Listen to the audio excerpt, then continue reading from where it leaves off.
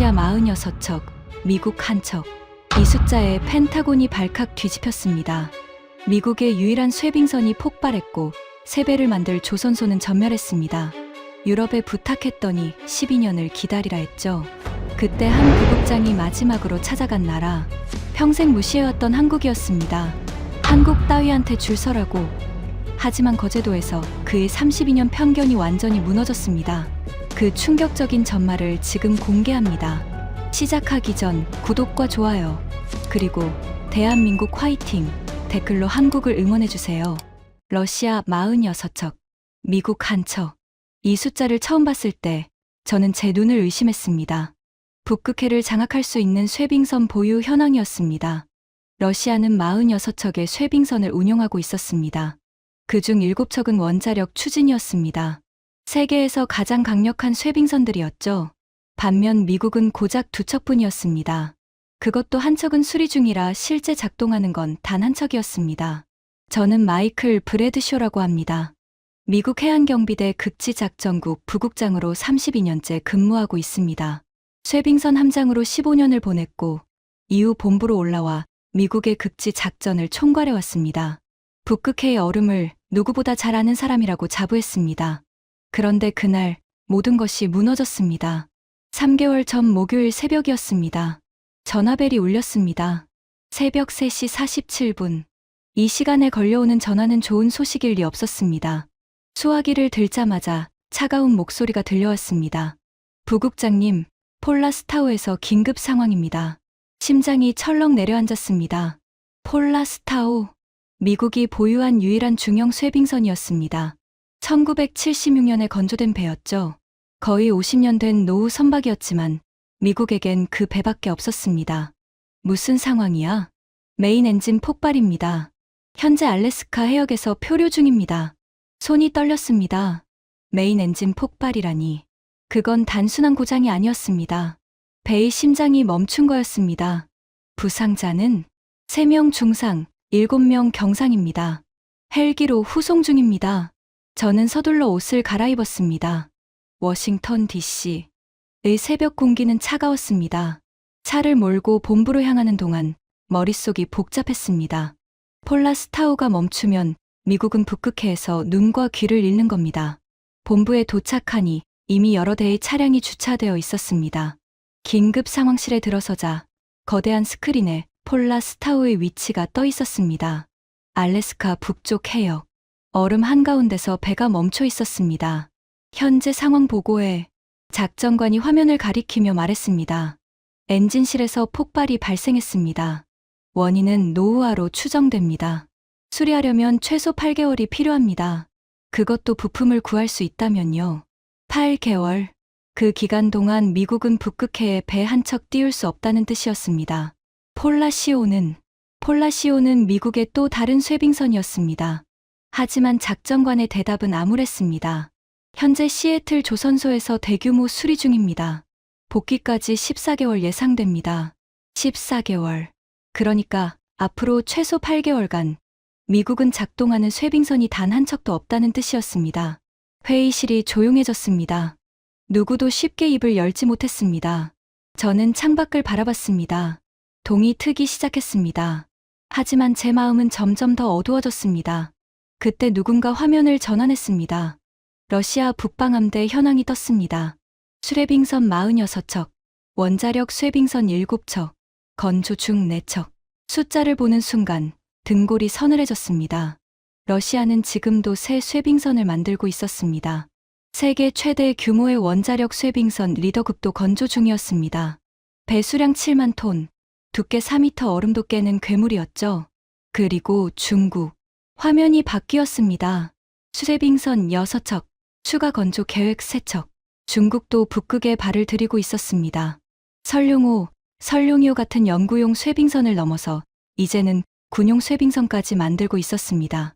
다시 미국 현황이 떴습니다. 작동 가능한 쇄빙선 0척. 회의실에 한숨 소리가 퍼졌습니다. 세계 최강 미국이 북극에서 이렇게 밀리고 있다니. 저는 주먹을 불끈 쥐었습니다. 이건 말이 안 됐습니다. 미국이 배 한 척 못 만들어서 이 지경이 됐다니. 항공모함 11척을 굴리는 나라가 핵잠수함 70척을 운용하는 나라가 긴급 대책 회의를 소집하겠습니다.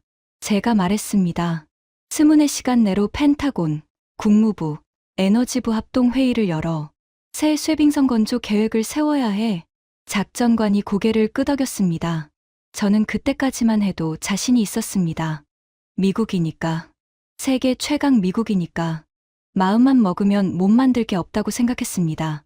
하지만 진짜 충격은 그 다음부터였습니다. 이틀 후 펜타곤 회의실이었습니다. 국방부, 해안경비대, 국무부, 에너지부 관계자들이 한자리에 모였습니다. 20명이 넘는 인원이었습니다. 회의 주제는 단 하나. 미국 쇠빙선 긴급 확보 방안이었습니다. 저는 자리에 앉으며 주변을 둘러봤습니다. 다들 표정이 굳어 있었습니다. 폴라스타우 사고 이후 언론에서도 난리였습니다. 미국, 북극에서 러시아에 밀리나 같은 헤드라인이 쏟아졌죠. 국방부 차관이 먼저 입을 열었습니다. 현재 상황 정리하겠습니다. 미국은 작동 가능한 쇠빙선이 0척입니다. 러시아는 46척, 중국은 6척을 보유하고 있습니다. 이대로면 북극 패권을 완전히 내줄 수 있습니다. 화면에 북극 지도가 떴습니다. 러시아 영토가 북극해의 절반을 차지하고 있었습니다. 그들의 쇠빙선 함대가 점으로 표시되어 있었죠. 반면 미국 쪽은 텅 비어 있었습니다. 쇠빙선 없이는 북극 자원 개발도 불가능합니다. 에너지부 관계자가 말했습니다. 알래스카 LNG 프로젝트가 지연되고 있습니다. 수출하려면 쇠빙 운반선이 필요한데 우리한테는 그런 배가 없습니다. 저는 고개를 끄덕였습니다. 맞는 말이었습니다. 미국은 셰일 혁명으로 세계 최대 천연가스 생산국이 됐습니다. 하지만 북극 루트로 수출하려면 쇠빙선이 필수였습니다. 해결책은 간단합니다. 제가 말했습니다. 새 쇠빙선을 만들면 됩니다. 미국이 못 만들 배가 어디 있습니까? 회의실에 잠깐 침묵이 흘렀습니다. 제 말이 틀린 건 아니었습니다. 미국은 세계 최강 해군력을 가진 나라입니다. 항공모함도 만들고 핵잠수함도 만들고 이지스함도 만드는 나라죠. 저는 자신 있게 말을 이었습니다. 2차 세계대전 때 우리가 뭘 했는지 아십니까? 4년 동안 배 2,700척을 찍어냈습니다. 리버티선을 가장 빠르게는 4일 만에 진수했습니다. 그게 미국입니다. 몇몇이 고개를 끄덕였습니다. 맞는 말이었으니까요. 미국 조선업의 전성기는 전설적이었습니다. 지금도 마찬가지입니다. 마음만 먹으면 쇠빙선 몇 척쯤 금방 만들 수 있습니다. 저는 확신에 차서 말했습니다. 32년간 해안경비대에서 일하면서 미국의 힘을 믿어왔습니다. 미국이 못할 일은 없다고 생각했습니다. 그런데 해군 조선 담당관의 표정이 어두웠습니다. 그가 조심스럽게 손을 들었습니다. 부국장님, 한 가지 말씀드려도 되겠습니까? 말해보게. 현재 미국 내 상선건조 능력은 연간 1.5척 수준입니다. 회의실이 술렁였습니다. 뭐라고? 상선 기준 연간 1.5척입니다. 그것도 일반 화물선 기준이고요. 쇠빙선은 사정이 다릅니다. 저는 믿을 수 없었습니다. 아니, 그게 무슨 소리야? 우리가 세계 최강 해군력을 가진 나라인데 군함은 다릅니다. 부국장님. 군함 건조는 국방부 지원을 받으니까 유지가 됩니다. 하지만 민간 상선 분야는 사실상 붕괴됐습니다. 제 손이 떨렸습니다. 쇠빙선 건조 경험은 미국 내 조선소 중에 쇠빙선 만들어 본 데가 어디야? 조선 담당관이 잠시 망설였습니다. 그리고 천천히 말했습니다. 마지막으로 미국에서 쇠빙선을 건조한 게 1976년입니다. 폴라스타오요. 거의 50년 전입니다. 50년. 반세기 동안 미국은 쇠빙선을 단 한 척도 만들지 않았던 겁니다. 그게 말이 돼. 저는 소리쳤습니다. 50년 동안 뭘 한 거야? 왜 새 쇠빙선을 안 만든 거야? 예산 문제였습니다. 냉전이 끝나고 북극의 전략적 가치가 떨어졌고 쇠빙선 예산은 계속 삭감됐습니다. 조선소들도 쇠빙선 기술자를 해고했고요.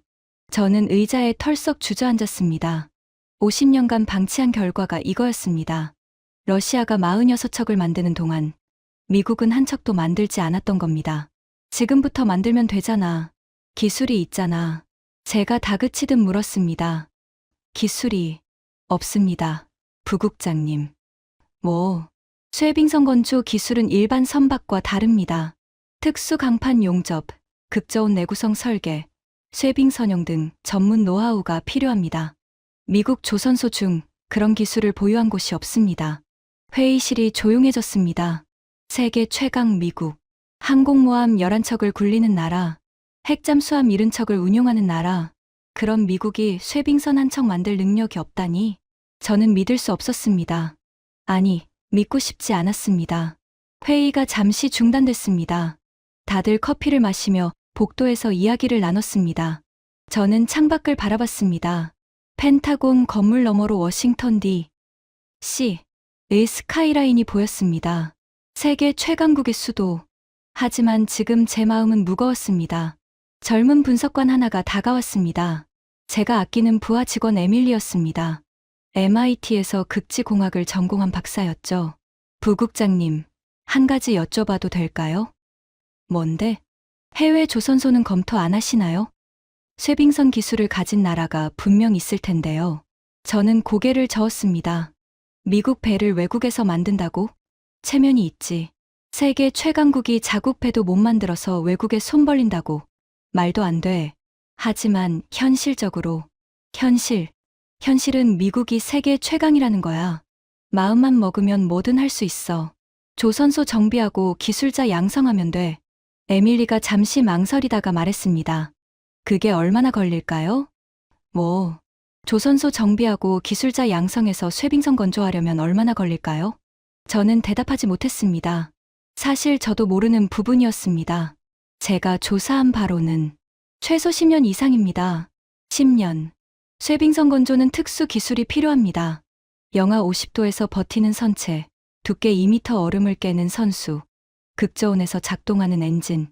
이런 걸 처음부터 개발하려면 10년도 짧아요. 10년. 그 기간 동안 러시아는 북극을 완전히 장악할 겁니다. 그래서 해외 조선소를 검토해야 한다는 건가? 네, 부국장님. 유럽이나 아시아에 쇠빙선 기술을 가진 나라가 있을 겁니다. 저는 한숨을 쉬었습니다. 유럽은 검토해 볼 만하지. 핀란드나 노르웨이 같은데 북유럽 국가들은 원래 쇠빙선 강국이니까. 한국은요? 저는 피식 웃었습니다. 한국이 쇠빙선을 만들어? 네, 한국 조선소가 세계 최대라고 들었는데요. 세계 최대. 그건 일반 상선 얘기야. 컨테이너선이나 유조선 같은 거.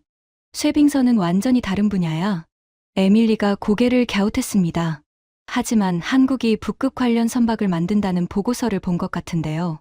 에밀리, 한국이 어디 있는 나라인지 알아? 제가 물었습니다. 아시아요? 한반도. 그래, 아시아 열대 지역이야. 사계절이 있긴 하지만 겨울에도 바다가 안 얼어. 얼음이라곤 냉장고에서나 보는 나라야. 저는 팔짱을 끼며 말을 이었습니다. 그런 나라가 쇠빙선을 만든다고? 영하 50도에서 버티는 배를, 두께 2m 얼음을 깨는 배를, 말이 돼. 에밀리가 입을 다물었습니다. 그리고 한국이 어떤 나라인지 알아? 우리가 6.25 때 피 흘려서 지켜준 나라야. 36,000명 넘는 미군이 전사했어. 우리가 없었으면 지금쯤 북한 땅이 됐을 거야. 저는 목소리를 높였습니다. 그런 나라가 우리보다 기술이 앞선다고? 우리가 지켜준 나라가 우리를 넘어섰다고? 말도 안 되는 소리 하지 마. 에밀리는 아무 말도 하지 않았습니다. 제 말이 틀렸다고 반박하지 못했습니다. 아니, 반박할 생각이 없었을 수도 있습니다. 저도 확신이 있었습니다. 한국은 그저 작은 동맹국일 뿐이었습니다. 삼성이 스마트폰 만들고 현대가 자동차 만드는 정도는 알았습니다. 하지만 쇠빙선, 그건 다른 차원의 기술이었습니다. 유럽을 먼저 알아봐. 핀란드, 노르웨이, 독일. 쇠빙선 기술 있는 나라들. 네, 부국장님. 에밀리가 물러갔습니다. 저는 커피를 한 모금 마셨습니다. 쓴맛이 입안에 퍼졌습니다. 한국이라 그 나라를 생각하면 복잡한 감정이 들었습니다. 저는 6.25 참전용사 가문 출신이었습니다. 할아버지가 한국전에서 싸우셨죠. 부산에서 인천까지 그 처참한 전쟁터를 누렸습니다. 다행히 살아 돌아오셨지만 평생 그 기억에 시달리셨습니다. 한국을 지켜줬다. 할아버지가 자주 하시던 말씀이었습니다. 우리 덕분에 한국이 살아남았어. 그거 잊으면 안 돼. 저도 그렇게 믿었습니다. 한국은 우리가 지켜준 나라. 우리가 없으면 존재하지 못했을 나라. 고마워해야 할 나라, 그런 나라가 우리보다 기술이 앞선다고요? 말도 안 됐습니다. 회의가 재개됐습니다. 국방부 차관이 정리하듯 말했습니다. 정리하겠습니다. 미국 내 조선소로는 쇠빙선 건조가 어렵습니다. 해외 조선소를 검토해야 합니다. 유럽이 유력합니다. 해군 조선 담당관이 말했습니다. 핀란드가 쇠빙선 기술의 원조입니다. 100년 이상 쇠빙선을 만들어 왔습니다. 헬싱키에 아커 아틱이라는 세계적인 쇠빙선 설계 회사가 있습니다. 저는 고개를 끄덕였습니다. 핀란드라. 괜찮네. 북유럽 국가니까 쇠빙 기술이 발달했겠지. 노르웨이도 검토 대상입니다. 해양 기술 강국이고 극지 경험도 풍부합니다. 좋아. 유럽 컨소시엄을 구성하는 게 어떨까? 핀란드, 노르웨이, 독일을 묶어서. 저는 나름대로 해결책을 제시했습니다. 독일 조선소가 품질이 좋으니까 핀란드 설계 독일 건조, 노르웨이 극지 기술. 이렇게 조합하면 될 것 같은데 회의실 분위기가 조금 밝아졌습니다. 해결책이 보이는 것 같았으니까요. 그러면 제가 유럽 조선소들과 접촉해 보겠습니다.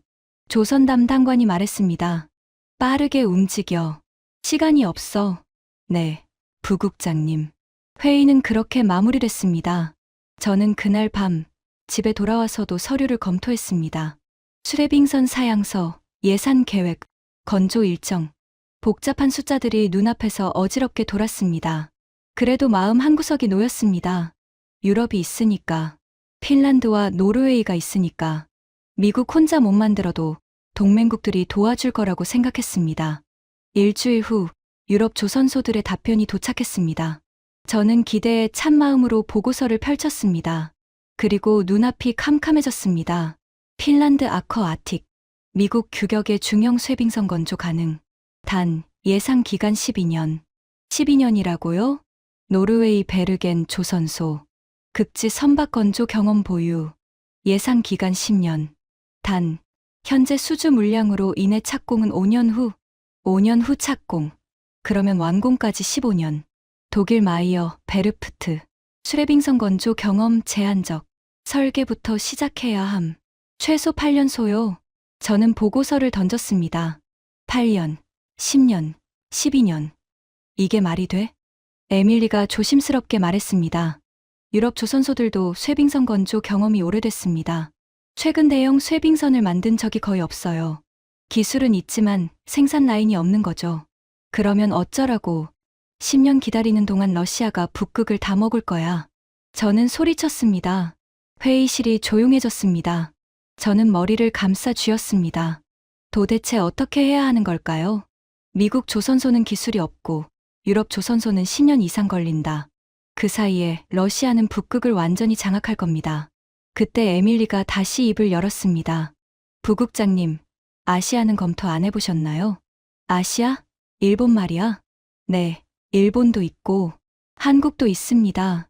또 한국. 저는 짜증이 났습니다. 에밀리, 아까도 말했잖아. 한국은 쇠빙선 만드는 나라가 아니야. 열대 국가라고. 하지만 제가 자료를 찾아봤는데요. 에밀리가 태블릿을 꺼냈습니다. 한국이 쇠빙 LNG선을 만들고 있습니다. 러시아 야말 프로젝트예요. 뭐, 러시아 북극권 야말 반도에서 LNG를 생산하는데 그걸 실어나르는 배가 필요합니다. 영하 52도에서 두께 2m 얼음을 깨며 운항하는 쇠빙 LNG선이요. 저는 콧방귀를 뀌었습니다. 러시아가 자기네 배를 못 만들어서 한국한테 맡겼다고? 러시아가 쇠빙선 강국인데, 네, 러시아도 그 배는 못 만들어요. 쇠빙선은 만들지만 쇠빙 LNG선은 차원이 다릅니다. 얼음도 깨면서 영하 163도의 LNG도 운반해야 하거든요. 그런 배를 한국이 만든다고? 네, 세계에서 유일하게 한국만 만들 수 있습니다. 저는 잠시 말을 잃었습니다. 세계에서 유일하게? 네, 야말 프로젝트 쇠빙 LNG선 18척, 전량 한국산입니다. 대우조선해양 한 곳에서 18척을 전부 만들었습니다. 에밀리가 화면에 사진을 띄웠습니다. 거대한 배가 보였습니다. 선수 부분이 뾰족하게 솟아 있었고 선체는 두꺼운 강판으로 덮여 있었습니다. 배 위에는 거대한 LNG 탱크가 둥글게 솟아 있었습니다. 이게 한국이 만든 배야? 네. 한 척당 가격 4,200억 원입니다. 일반 LNG선보다 1.8배 비쌉니다. 저는 화면을 멍하니 바라봤습니다. 얼음 한 조각 볼 일 없는 나라. 우리가 지켜준 나라. 그런 나라가 이런 배를 만든다고요? 건조 기간은? 제가 물었습니다. 목소리가 떨렸습니다. 평균 26개월입니다. 하지만 최근에는 더 빨라졌어요. 숙련도가 올라가서 26개월. 유럽이 10년 걸린다는 그 배를 한국은 2년 만에 만든다고요? 저는 의자에 털썩 주저앉았습니다. 이게 진짜야? 네, 부국장님. 진짜입니다. 에밀리의 대답이 회의실에 울려 퍼졌습니다. 저는 한참 동안 아무 말도 하지 못했습니다.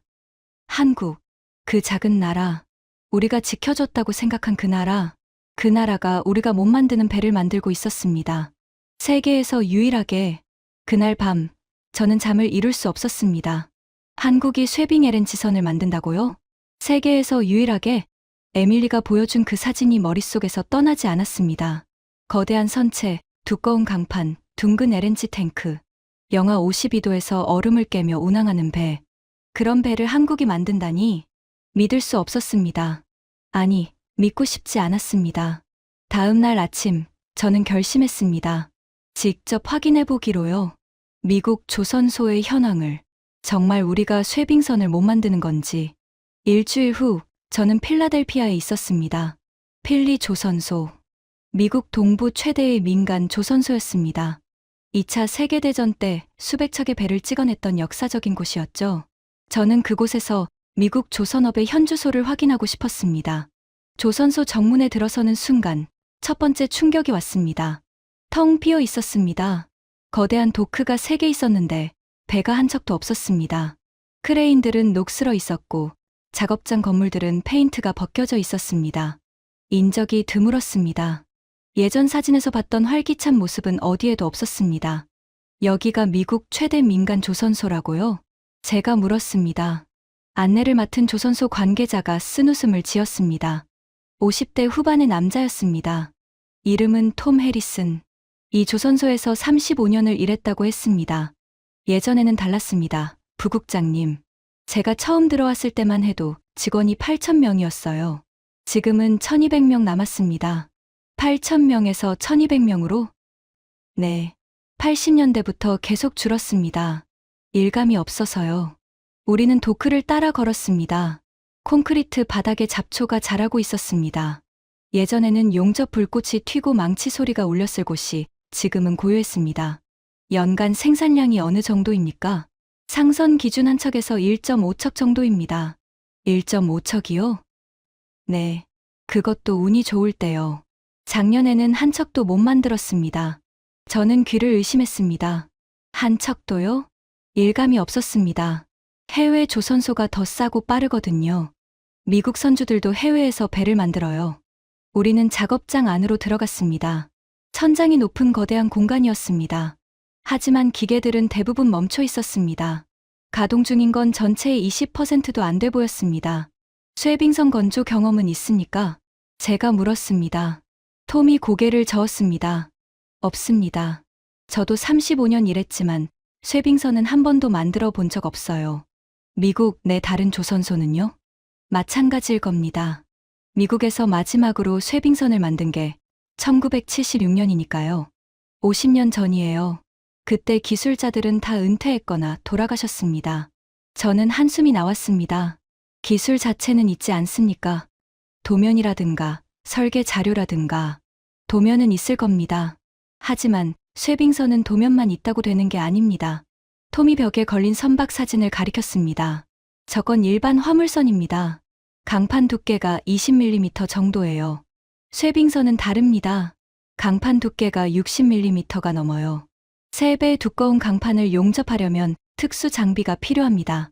그 장비가 없어요? 없습니다. 필요가 없었으니까요. 쇠빙선을 안 만드는데 왜 그런 장비를 들여놓겠습니까? 저는 작업장을 둘러봤습니다. 용접 기계들, 절단 장비들, 크레인들, 전부 일반 선박용이었습니다. 쇠빙선을 만들기엔 턱없이 부족했습니다. 영하 50도에서 버티는 특수강을 다뤄본 적 있습니까? 없습니다. 일반 강판은 영하 20도만 돼도 취성이 생겨서 부서집니다. 극저온용 특수강은 완전히 다른 물건이에요. 다뤄본 기술자가 없습니다. 톰이 담배를 꺼내 물었습니다. 부국장님, 솔직히 말씀드릴게요. 말해보세요. 미국 조선업은 죽었습니다. 담배 연기가 허공에 퍼졌습니다. 2차 대전 때 우리가 세계 최강이었죠. 하지만 그게 80년 전 얘기입니다.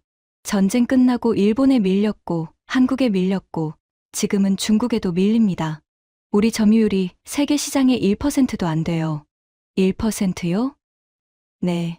중국이 50% 넘게 먹고 한국이 30% 정도 먹고 일본이 좀 먹고 미국은 찌꺼기입니다.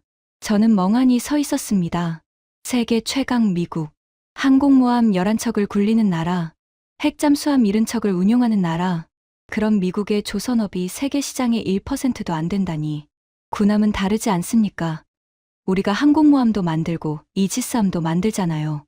군함은 국방부 예산으로 만드니까 유지가 됩니다. 하지만 그것도 가격이 문제예요. 미국에서 군함 만드는 비용이 한국의 3배입니다. 3배요? 네. 인건비가 비싸고 생산성이 떨어지니까요. 그래도 국방부가 돈을 대주니까 어떻게든 굴러가는 겁니다. 민간은 그런 지원이 없어서 다 죽었고요. 저는 조선소를 나왔습니다. 정문을 지나며 뒤를 돌아봤습니다. 녹슨 크레인, 빈 도크, 잡초 무성한 야적장. 한때 미국 조선업의 자존심이었던 곳이 이렇게 쇠락했습니다. 차에 오르며 저는 생각했습니다.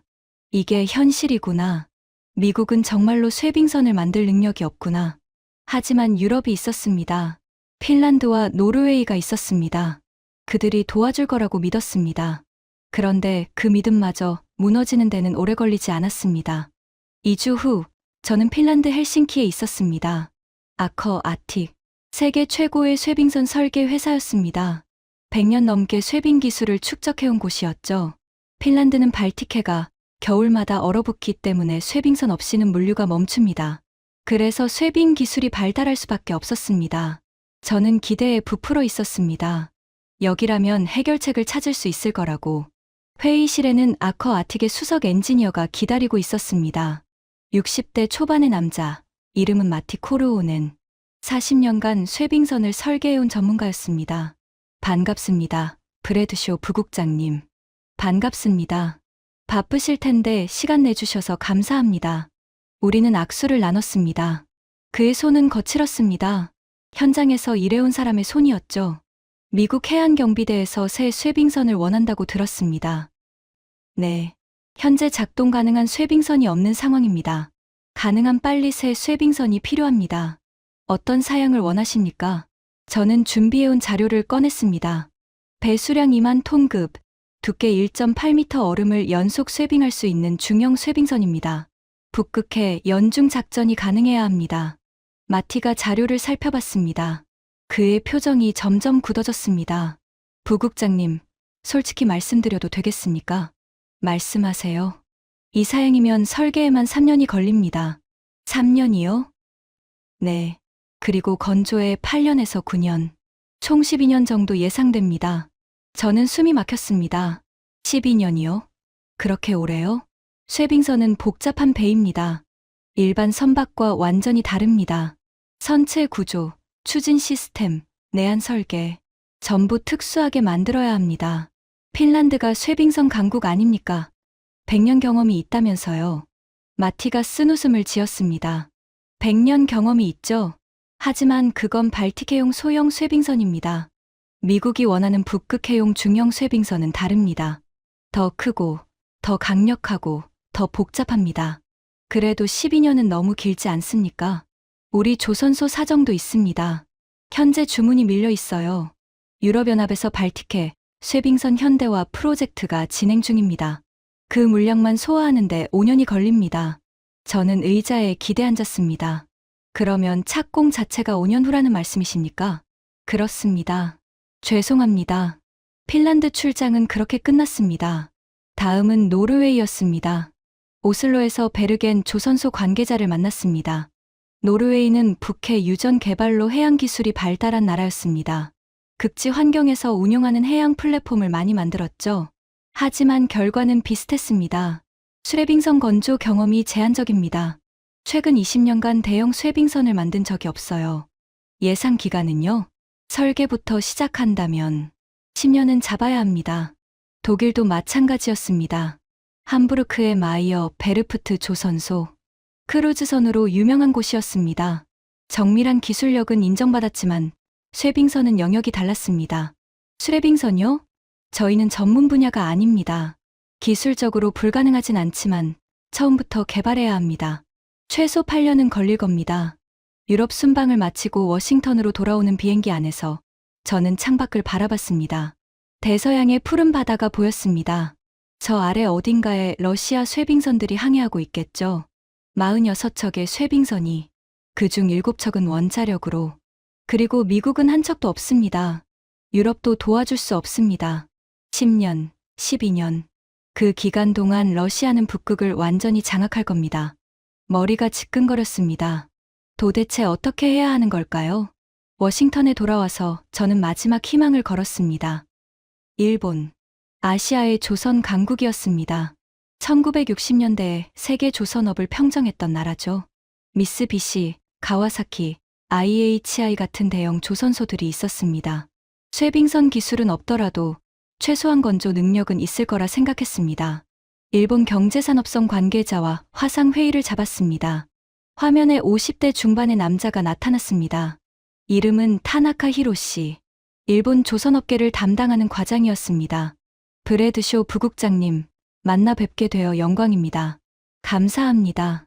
바쁘실 텐데 시간 내주셔서 고맙습니다. 형식적인 인사가 오갔습니다. 일본인 특유의 정중함이었죠. 미국이 새 쇠빙선을 원한다고 들었습니다. 네. 현재 상황이 급박합니다. 유럽 조선소들은 10년 이상 걸린다고 합니다. 일본은 어떻습니까? 타나카가 잠시 침묵했습니다. 화면 너머로 그의 표정이 어두워지는 게 보였습니다. 부국장님, 솔직하게 말씀드리겠습니다. 말씀하세요. 일본도 쇠빙선을 만들 수 없습니다. 저는 놀랐습니다. 일본이 못 만든다고요? 아시아 조선 강국이잖아요. 강국이었습니다. 과거형입니다. 타나카가 한숨을 쉬었습니다. 일본 조선업은 1990년대부터 쇠퇴했습니다. 한국에 밀리고 중국에 밀렸습니다. 지금 세계 시장 점유율이 5%도 안 됩니다. 5%요? 네. 한국이 30%, 중국이 50% 넘습니다. 일본은 이제 틈새 시장만 겨우 지키고 있어요. 저는 충격을 받았습니다. 일본이 한국에 밀린다니. 1980년대만 해도 일본이 세계 1위였는데 쇠빙선 건조 경험은 있습니까? 있습니다. 시라세라는 남극 관측선을 만든 적 있어요. 하지만 그게 20년 전입니다. 지금은 기술자들이 다 은퇴했습니다. 새로 만드는 건 불가능합니까? 타나카가 고개를 저었습니다. 기술적으로 불가능하진 않습니다. 하지만 시간이 문제예요. 처음부터 다시 시작해야 합니다. 최소 10년은 걸릴 겁니다. 또 10년. 어딜 가나 같은 대답이었습니다. 타나카 과장님, 한 가지 여쭤봐도 되겠습니까? 말씀하세요. 한국은 어떻습니까? 한국 조선소가 쇠빙 LNG선을 만든다고 들었는데 타나카의 표정이 묘하게 변했습니다. 뭐라고 해야 할까요? 씁쓸함과 인정이 섞인 표정이었습니다. 아, 한국이요. 그가 말을 이었습니다. 한국은 다릅니다. 다르다니요? 한국 조선소는 세계 최고입니다. 특히 고부가 같이 선박 분야에서는 따라갈 나라가 없어요. 저는 귀를 의심했습니다. 일본이 한국을 인정하다니 쇠빙 LNG선 말씀이신가요? 그것만이 아닙니다. LNG 운반선, 대형 컨테이너선, 초대형 유조선, 기술이 필요한 선박은 전부 한국이 휩쓸고 있어요. 타나카가 화면에 자료를 띄웠습니다. LNG 운반선 세계 점유율 62%, 한국입니다. 대형 컨테이너선 점유율 55%, 한국입니다. 쇠빙 LNG선 점유율 100%, 한국입니다. 100%라는 숫자가 화면에 크게 떠 있었습니다. 세계에서 쇠빙 LNG선을 만들 수 있는 나라는 한국뿐입니다. 러시아도 못 만들고, 일본도 못 만들고, 유럽도 못 만듭니다. 오직 한국만 가능합니다. 저는 말을 잃었습니다. 어떻게 그게 가능합니까? 한국에는 얼음이 없잖아요. 타나카가 쓴웃음을 지었습니다. 저도 그게 의문이었습니다. 얼음 한 조각 볼 일 없는 나라가 어떻게 쇠빙선을 만드는지. 하지만 그게 한국입니다. 무슨 뜻이죠? 한국은 필요하면 뭐든 만들어냅니다. 기술이 없으면 개발하고 경험이 없으면 쌓습니다. 2009년에 아라온이라는 쇠빙 연구선을 처음 만들었어요. 거기서 시작해서 10년 만에 세계 유일의 쇠빙 LNG선 강국이 됐습니다. 10년 만에요? 네. 일본이 30년 고민하는 걸 한국은 10년에 해냅니다. 그게 한국의 속도입니다. 타나카가 잠시 말을 멈췄습니다. 그리고 조용히 덧붙였습니다. 부국장님, 솔직히 말씀드리면 저도 한국이 부럽습니다. 일본이 한국을 부러워한다고요? 네. 우리는 완벽을 추구하다가 기회를 놓쳤습니다. 검토하고 회의하고 또 검토하고 그러는 사이에 한국은 실행했습니다. 일단 만들고 문제가 생기면 고쳤습니다. 그 속도를 우리는 따라갈 수 없었어요. 일본이 한국의 속도를 인정하고 있었습니다. 아시아 조선업의 원조가 후발주자에게 뒤처졌다고 고백하고 있었습니다. 부국장님, 타나카가 말했습니다. 미국이 정말 쇠빙선이 급하시다면 한국밖에 답이 없습니다. 한국이요? 네. 한국 조선소라면 5년 안에 가능할 겁니다. 어쩌면 3년도 가능할지 몰라요. 3년. 유럽이 12년 걸린다는 걸 한국은 3년에 할 수 있다고요? 화상회의가 끝난 후 저는 한참 동안 멍하니 앉아 있었습니다. 한국. 그 작은 나라. 우리가 지켜줬다고 생각한 그 나라. 그 나라가 우리의 유일한 희망이라니. 다음 날 저는 사무실에서 에밀리를 불렀습니다. 한국 자료 전부 가져와. 네? 한국이요? 그래. 조선업 관련 자료 전부. 수레빙선, LNG선, 건조 능력, 기술력. 다 가져와. 에밀리가 놀란 표정을 지었습니다. 제가 얼마 전까지 한국 따위라고 무시했던 걸 기억하고 있으니까요. 부국장님, 한국을 검토하시는 건가요? 검토가 아니라 확인이야. 진짜 한국이 할 수 있는지. 1시간 후 에밀리가 두꺼운 보고서 뭉치를 들고 왔습니다.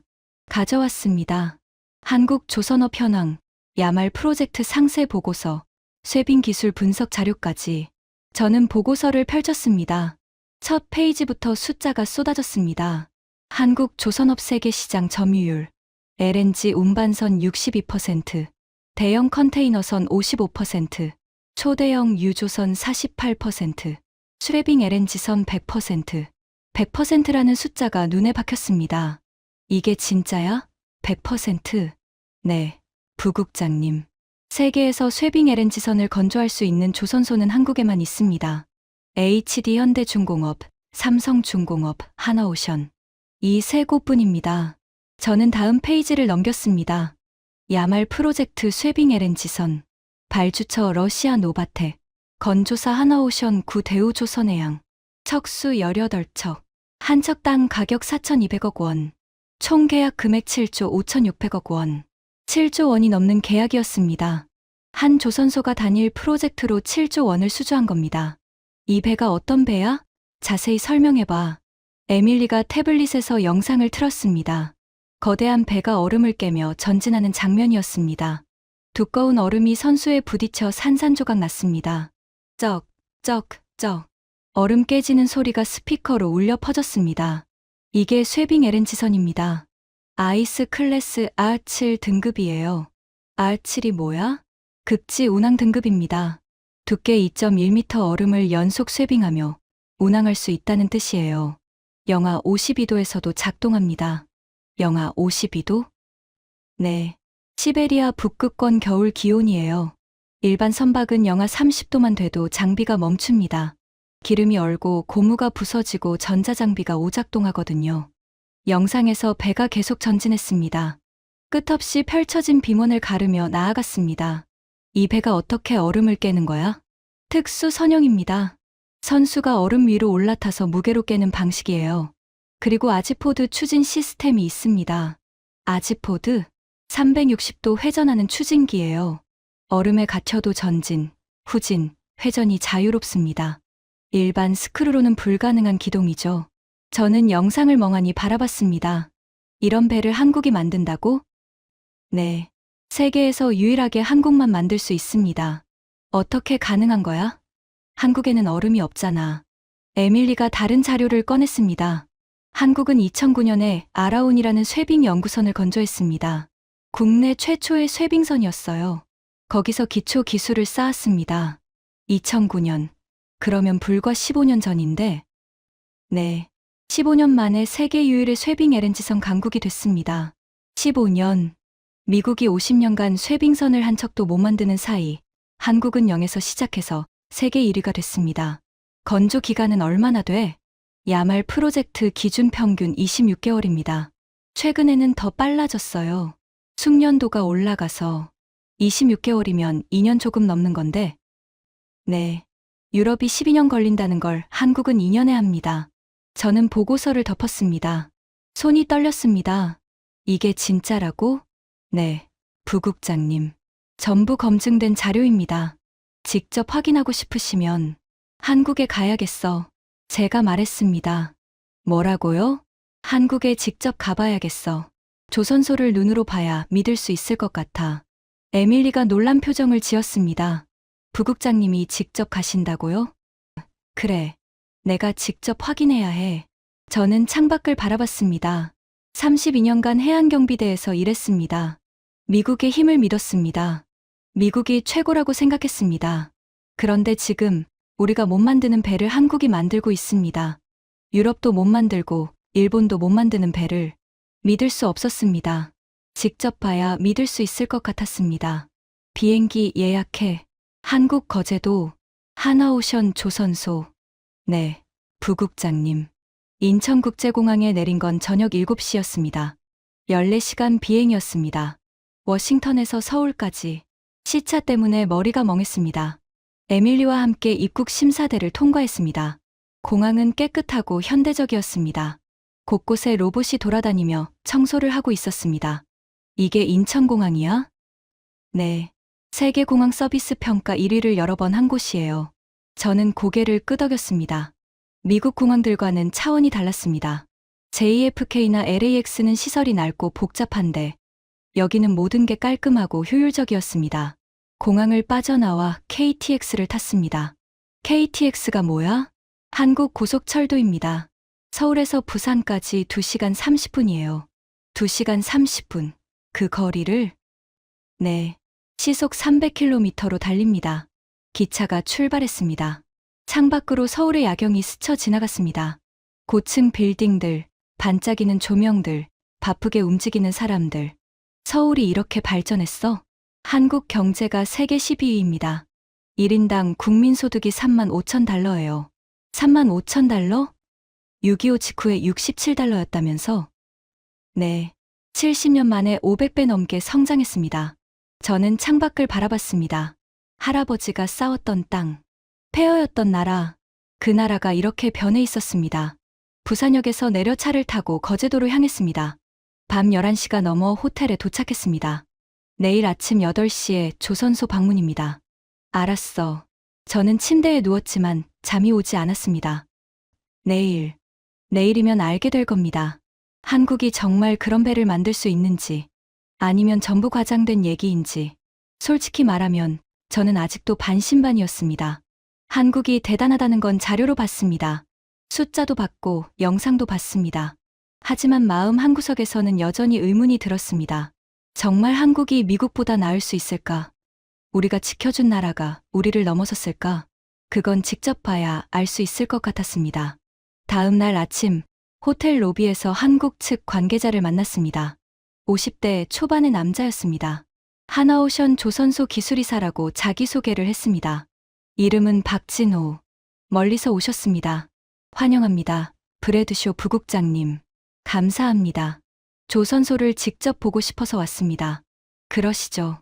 차로 20분 거리입니다. 우리는 차에 올랐습니다. 거제도 해안도로를 따라 달렸습니다. 바다가 보였습니다. 맑은 아침 햇살이 수면에 반짝였습니다. 저기 보이시죠? 박 이사가 앞쪽을 가리켰습니다. 저는 그쪽을 바라봤습니다. 그리고 입이 떡 벌어졌습니다. 거대한 크레인들이 하늘을 찌르고 있었습니다. 수십 개는 됐습니다.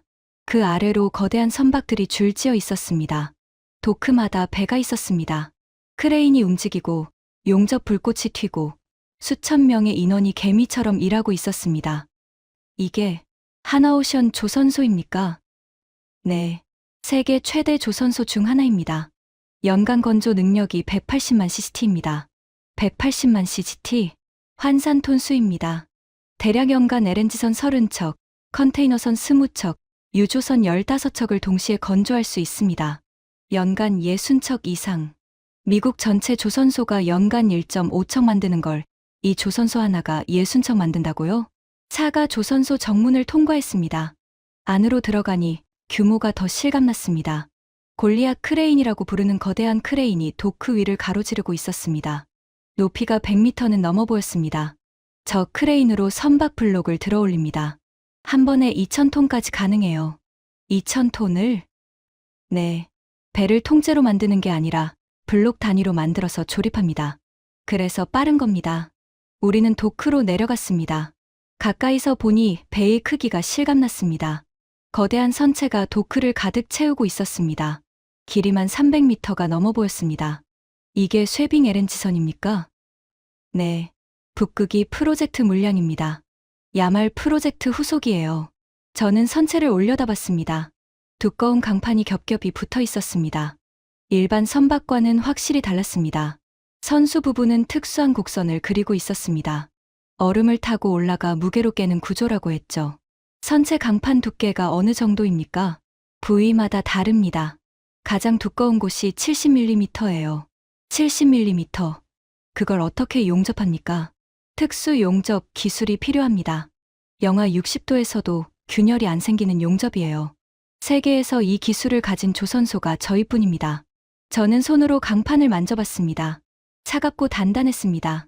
이게 영하 52도의 북극해를 버티는 힘이구나. 건조 기간이 얼마나 됩니까? 착공부터 인도까지 24개월입니다. 24개월이요? 유럽은 12년 걸린다던데? 박 이사가 미소를 지었습니다. 저희는 경험이 있으니까요. 야말 프로젝트로 18척을 만들면서 노하우를 쌓았습니다. 설계도 최적화됐고 공정도 효율화됐어요. 24개월. 2년. 유럽이 12년 걸린다는 걸 한국은 2년에 만듭니다. 저는 도크를 둘러보며 생각했습니다. 이게 현실이구나. 한국이 정말 세계 최고구나.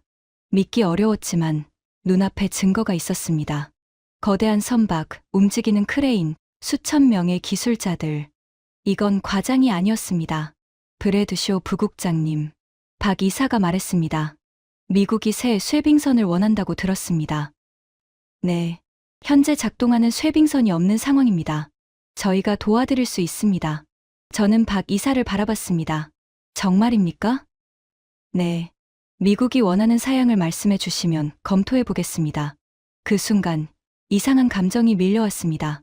안도감, 기쁨. 아니, 그것만은 아니었습니다. 부끄러움이었습니다. 세계 최강 미국. 항공모함 11척, 핵잠수함 70척을 가진 나라. 그럼 미국이 쇠빙선 하나 때문에 한국에 도움을 요청해야 하다니. 우리가 지켜줬다고 생각한 나라. 고마워해야 한다고 생각한 나라. 그 나라에 줄을 서야 하다니. 자존심이 무너지는 느낌이었습니다. 하지만 어쩔 수 없었습니다. 이게 현실이었습니다. 조건이 있습니까? 제가 물었습니다. 조건이라기보다는 저희도 하나 말씀드리고 싶은 게 있습니다. 박 이사가 말했습니다. 저희는 미국의 파트너가 되고 싶습니다. 단순히 배를 만들어 드리는 게 아니라 함께 협력하고 싶어요. 협력이요? 네. 미국의 북극 전략에 한국이 기여할 수 있습니다. 쇠빙선뿐 아니라 북극 인프라, 자원 개발까지. 함께 가면 더 멀리 갈 수 있습니다. 저는 잠시 생각했습니다. 협력, 파트너십. 미국은 늘 혼자 하려고 했습니다. 세계 최강이니까 누구의 도움도 필요 없다고 생각했습니다. 하지만 그 오만이 지금의 상황을 만들었습니다. 쇠빙선 영척, 러시아에 밀리는 북극 패권, 조선업의 몰락, 혼자서는 안 되는 시대가 온 겁니다. 알겠습니다. 워싱턴에 돌아가서 보고하겠습니다. 감사합니다. 우리는 악수를 나눴습니다. 박 이사의 손은 거칠었습니다. 현장에서 일해온 사람의 손이었습니다. 톰 해리슨의 손과 비슷했습니다.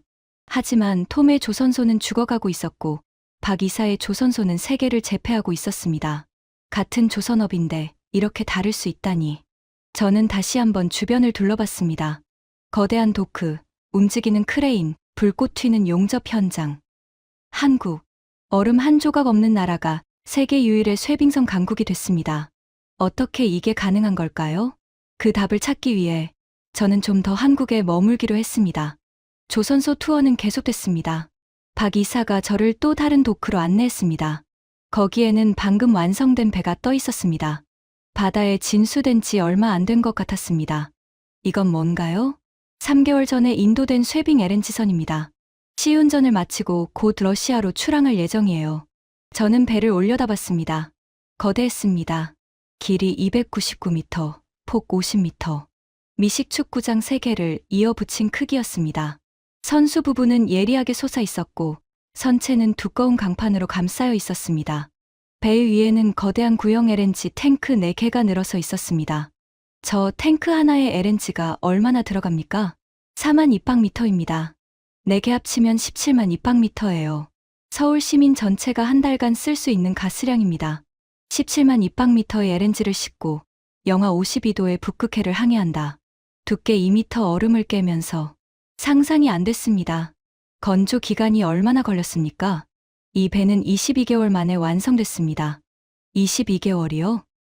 네, 저희 최단 기록입니다. 22개월. 2년도 안 걸렸습니다. 유럽이 12년 걸린다던 그 배를. 어떻게 그게 가능합니까? 제가 물었습니다. 진심으로 궁금했습니다. 박 이사가 미소를 지었습니다. 비결이랄 것까지는 없습니다. 그냥 열심히 한 겁니다. 열심히요? 네. 저희 기술자들은 새벽 6시에 출근해서 밤 10시에 퇴근합니다. 납기가 급하면 주말에도 나옵니다. 한 척 한 척 정성을 다해 만듭니다. 저는 주변을 둘러봤습니다. 도크 곳곳에서 용접 불꽃이 튀고 있었습니다. 크레인이 거대한 블록을 들어 올리고 있었습니다. 수천 명의 기술자들이 개미처럼 일하고 있었습니다. 저 사람들이 전부 쇠빙선 전문가입니까? 아니요. 처음엔 아무도 쇠빙선을 몰랐습니다. 그런데 어떻게? 배우면서 만들었습니다. 박 이사가 도크 아래를 가리켰습니다. 젊은 기술자 한 명이 용접을 하고 있었습니다. 저 친구가 김현우 씨입니다. 5년 전에 입사했어요. 쇠빙선이 뭔지도 모르는 상태로 들어왔습니다. 지금은요? 지금은 저희 조선소 최고의 특수강 용접 전문가입니다. 영하 60도에서도 균열이 안 생기는 용접을 할 수 있는 기술자가 한국에 10명 안 됩니다. 그중 한 명이에요. 5년 만에 세계 최고 수준의 기술자가 됐다고요? 어떻게 그게 가능합니까? 밤새 연습했습니다. 퇴근하고도 남아서 용접 연습을 했어요. 실패하면 다시 하고 또 실패하면 또 다시 하고 그렇게 5년을 보냈습니다. 저는 김현우라는 젊은이를 바라봤습니다. 30대 초반쯤 보였습니다. 작업복을 입고 용접 마스크를 쓰고 있었습니다. 불꽃이 튀는 속에서 묵묵히 일하고 있었습니다. 저 친구한테 한번 물어봐도 되겠습니까? 그러시죠. 우리는 도크로 내려갔습니다. 김현우가 용접을 멈추고 마스크를 벗었습니다. 땀에 젖은 얼굴이었습니다. 김현우 씨, 미국에서 손님이 오셨어. 잠깐 이야기 좀 나눌 수 있을까? 아, 네. 김현우가 어색하게 인사했습니다.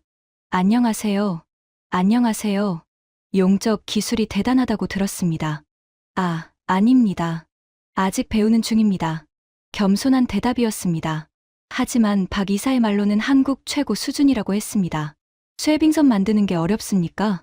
처음엔 정말 어려웠습니다. 김현우가 말했습니다. 일반 강판은 용접이 쉬운데 극저온용 특수강은 완전히 다릅니다. 조금만 실수해도 균열이 생겨요. 처음 1년은 매일 실패했습니다. 그런데 포기 안 했습니까? 포기요? 김현우가 의아한 표정을 지었습니다. 왜 포기합니까? 안 되면 될 때까지 하면 되는데. 그 말이 가슴에 박혔습니다. 안 되면 될 때까지 하면 된다. 그게 한국의 정신이구나.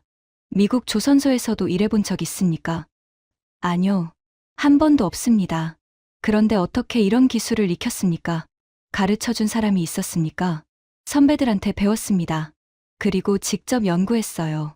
논문도 읽고 해외 자료도 찾아보고 모르면 찾아서 배우면 됩니다. 모르면 찾아서 배우면 된다. 저는 미국 조선소의 톰 해리슨을 떠올렸습니다. 그는 말했죠. 기술자가 없다. 다 은퇴했다. 한국은 달랐습니다. 기술자가 없으면 키웠습니다. 기술이 없으면 개발했습니다. 경험이 없으면 쌓았습니다. 김현우 씨, 하나만 더 물어봐도 됩니까? 네. 왜 이렇게 열심히 합니까? 뭐가 그렇게 좋습니까? 김현우가 잠시 생각하다가 대답했습니다. 제가 만든 배가 북극을 항해합니다. 영하 52도의 얼음 바다를요. 그 배가 세계 어디에도 없는 한국만 만들 수 있는 배입니다. 그게 자랑스럽습니다. 자랑스럽다. 자기 일에 자부심을 가진 젊은이. 미국에서는 조선소 일이 죽어가는 산업이라고 합니다. 젊은이들이 기피하는 직업이 됐습니다. 하지만 한국에서는 다릅니다. 세계 최고가 되는 자부심. 불가능을 가능하게 만드는 긍지. 감사합니다. 좋은 말씀 들었습니다. 아닙니다. 김현우가 다시 용접 마스크를 썼습니다. 불꽃이 다시 튀기 시작했습니다. 저는 그 모습을 한참 바라봤습니다. 이게 한국의 힘이구나. 기술도 중요하고, 장비도 중요하고, 돈도 중요합니다. 하지만 결국 가장 중요한 건 사람입니다. 안 되면 될 때까지 하는 사람. 실패해도 포기하지 않는 사람. 자기 일에 자부심을 가진 사람. 한국에는 그런 사람들이 있었습니다. 미국에는 있었을까요? 조선소를 나오며 저는 깊은 생각에 빠졌습니다. 32년. 저는 32년간 해안경비대에서 일했습니다. 수레빙선 함장으로 15년, 본부에서 17년. 북극의 얼음을 누구보다 잘 안다고 자부했습니다. 하지만 정작 배를 만드는 건 몰랐습니다. 미국 조선업이 죽어가는 줄도 몰랐습니다. 한국이 세계 최고인 줄도 몰랐습니다. 알려고 하지도 않았습니다. 왜냐하면 자만했으니까요. 미국이 최고다. 미국이 세계를 이끈다. 다른 나라는 우리를 따라올 뿐이다. 그 오만이 눈을 멀게 했습니다. 한국을 우리가 지켜준 나라라고만 생각했습니다. 고마워해야 할 나라라고만 생각했습니다. 한국이 뭘 하는지, 얼마나 발전했는지 관심도 없었습니다. 그 사이에 한국은 세계 최고가 됐습니다. 얼음 한 조각 없는 나라가 쇠빙선 강국이 됐습니다. 0에서 시작해서 100%를 차지했습니다. 15년 만에 미국이 50년간 손 놓고 있는 동안 워싱턴으로 돌아오는 비행기 안에서 저는 보고서를 작성했습니다. 제목 미국 쇠빙선 확보 방안 한국 협력 제안. 결론부터 썼습니다. 미국은 단독으로 쇠빙선을 건조할 능력이 없습니다. 유럽도 10년 이상 걸립니다. 유일한 대안은 한국입니다. 한국 조선소와 협력하여 3년 내 새 쇠빙선을 확보할 것을 제안합니다. 펜을 놓고 창밖을 바라봤습니다. 구름 위로 태양이 빛나고 있었습니다. 32년간 미국의 힘을 믿었습니다. 미국이 최강이라고 생각했습니다. 다른 나라의 도움 따위 필요 없다고 생각했습니다. 하지만 세상은 변했습니다. 혼자서는 안 되는 시대가 왔습니다. 미국이 못 만드는 배를 한국이 만듭니다. 미국이 포기한 기술을 한국이 개발했습니다. 미국이 잃어버린 것을 한국이 가지고 있습니다. 이걸 인정해야 합니다.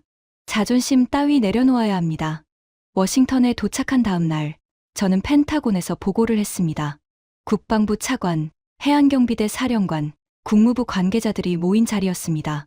저는 한국 출장 결과를 상세히 설명했습니다. 거제도 조선소의 규모, 기술력, 건조 속도, 그리고 한국과의 협력 제안. 보고가 끝나자 회의실이 조용해졌습니다. 해안경비대 사령관이 먼저 입을 열었습니다. 브래드쇼 부국장, 정말 한국밖에 방법이 없나? 그렇습니다, 사령관님. 미국 조선소로는 불가능하고 유럽은 12년 걸립니다. 한국만이 3년 내 가능합니다. 미국이 한국한테 배를 만들어 달라고 부탁한다. 체면이 서나? 저는 잠시 망설였습니다. 그리고 솔직하게 말했습니다. 사령관님, 저도 처음엔 그렇게 생각했습니다. 한국 따위한테 줄 서야 하나. 우리가 지켜준 나라인데. 회의실이 더 조용해졌습니다. 하지만 직접 가서 보니까 생각이 바뀌었습니다. 한국은 따위가 아니었습니다. 세계 최고였습니다. 저는 말을 이었습니다. 32년간 해안경비대에서 일하면서 저는 미국의 힘을 믿었습니다. 미국이 못할 일은 없다고 생각했습니다. 하지만 그건 오만이었습니다. 오만이라고? 네. 우리가 자만에 빠진 사이 다른 나라들은 발전했습니다. 한국은 0에서 시작해서 세계 1위가 됐습니다. 우리는 1위에서 시작해서 바닥으로 떨어졌습니다. 저는 화면에 사진을 띄웠습니다. 거제도 조선소의 모습이었습니다. 거대한 크레인, 가득 찬 도크, 수천 명의 기술자들. 이게 한국입니다. 우리가 무시했던 나라입니다. 우리가 지켜줬다고 생각한 나라입니다. 하지만 지금은 우리가 그들의 도움이 필요합니다. 회의실에 긴 침묵이 흘렀습니다. 국방부 차관이 입을 열었습니다. 그래서 제안이 뭔가? 한국과 전략적 파트너십을 체결하자는 겁니다. 단순히 배를 사는 게 아니라 함께 만들자는 겁니다. 함께? 네. 한국의 기술과 미국의 자금을 결합하는 겁니다. 한국 조선소에서 배를 건조하되 미국 기술자들도 참여시킵니다. 그래서 기술을 배웁니다. 저는 말을 이었습니다. 지금 당장 배가 급하지만 10년 후도 생각해야 합니다. 계속 한국한테만 의존할 수는 없잖아요. 이번 기회에 기술을 배워서 미래에는 우리도 만들 수 있게 해야 합니다. 사령관이 고개를 끄덕였습니다. 일리가 있네. 그리고 한국도 원하는 게 있습니다. 북극 전략에 참여하고 싶어 합니다. 쇠빙선뿐 아니라 북극 자원 개발, 항로 개척까지 서로 윈윈할 수 있습니다. 회의는 2시간 넘게 계속됐습니다. 결국 결론이 났습니다. 한국과 협상을 시작한다. 저는 그날 밤 집에 돌아와 오래된 사진첩을 꺼냈습니다. 할아버지 사진이 있었습니다. 젊은 시절 군복을 입은 모습, 6.25 참전 당시 사진이었습니다. 한국을 지켜줬다. 할아버지가 자주 하시던 말씀이 떠올랐습니다. 그 말은 틀리지 않았습니다. 70년 전 미국은 정말로 한국을 지켜줬습니다. 3만 6천 명이 넘는 미군이 피를 흘렸습니다. 하지만 그 이후 70년 동안 한국은 스스로 일어섰습니다. 폐허에서 시작해 세계 12위 경제대국이 됐습니다. 자전거도 못 만들던 나라가 세계 최고의 배를 만들게 됐습니다. 우리의 도움을 받았지만 결국 자기 힘으로 성장했습니다. 그걸 인정해야 합니다. 더 이상 우리가 지켜준 나라라고 생각해서는 안 됩니다. 한국은 이제 우리의 파트너입니다. 어쩌면 어떤 분야에서는 우리보다 나은 파트너. 저는 사진첩을 덮었습니다. 그리고 조용히 중얼거렸습니다. 할아버지, 그때 지켜준 나라가 지금은 우리를 도와주고 있어요. 신기하지 않아요? 창밖으로 워싱턴 D.C.의 밤하늘이 보였습니다. 별들이 반짝이고 있었습니다. 한 달 후, 미국과 한국은 쇠빙선 공동건조 협정을 체결했습니다. 첫 번째 배는 거제도에서 건조될 예정입니다. 미국 기술자 50명이 참여합니다. 건조 기간은 30개월. 2년 반이면 미국은 새 쇠빙선을 갖게 됩니다. 유럽이 12년 걸린다던 일을 한국과 함께 2년 반에 해내는 겁니다. 저는 이 소식을 들으며 생각했습니다. 세상이 변했습니다. 미국 혼자서는 안 되는 시대가 왔습니다. 함께 가야 멀리 갈 수 있습니다. 손을 내밀어야 손을 잡을 수 있습니다. 한국은 70년 전에 우리의 도움을 받았습니다. 지금은 우리가 한국의 도움을 받습니다. 그게 부끄러운 일일까요? 아닙니다. 그게 파트너십입니다. 그게 동맹입니다. 저는 32년간 한국을 무시했습니다. 한국 따위, 우리가 지켜준 나라. 그렇게 생각했습니다. 그건 오만이었습니다. 한국은 얼음 한 조각 없는 나라에서 시작해 세계 유일의 쇠빙선 강국이 됐습니다. 0에서 시작해 100%를 차지했습니다. 불가능을 가능으로 바꿨습니다. 어떻게 가능했을까요? 한국 사람들에게 물었습니다. 대답은 간단했습니다. 안 되면 될 때까지 하면 됩니다. 그게 한국의 힘입니다. 기술도 중요하고, 돈도 중요하고, 장비도 중요합니다. 하지만 가장 중요한 건 정신입니다. 포기하지 않는 정신. 끝까지 해내는 정신. 한국에는 그 정신이 있습니다. 미국은 그 정신을 잃어버렸습니다.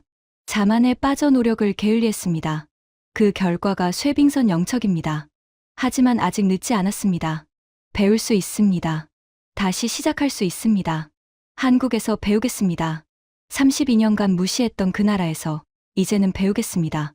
한국을 무시하지 마십시오. 그 나라는 조용히 왔다가 당신이 눈치채기도 전에 앞서 있을 겁니다. 총 한 발 쏘지 않고 협박 한 번 하지 않고 오직 기술과 노력만으로. 그게 한국입니다. 저는 마이클 브래드쇼, 미 해안경비대 극지작전국 부국장입니다. 32년간 미국의 힘을 믿었던 사람입니다. 그리고 이제는 한국의 힘을 인정하는 사람입니다. 지금까지 미 해안경비대 32년 베테랑이 거제도 조선소에서 경험한 충격적인 이야기였습니다. 대한민국의 기술력이 세계를 놀라게 하고 있습니다. 이 자랑스러운 이야기를 주변에 널리 공유해 주세요. 작은 관심이 대한민국의 큰 자부심이 됩니다. 구독과 좋아요도 부탁드립니다. 지금까지 터칭 스토리였습니다. 감사합니다.